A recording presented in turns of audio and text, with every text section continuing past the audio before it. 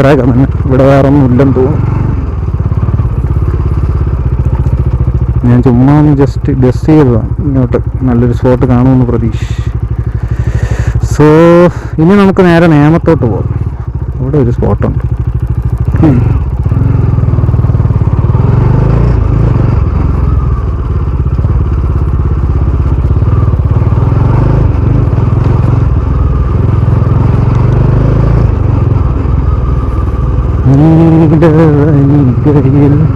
വസന്തവുമായി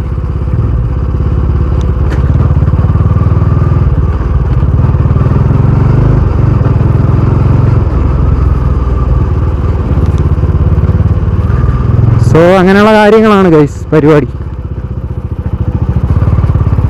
ആണുങ്ങളുടെ കാര്യം അങ്ങനെയാണ്.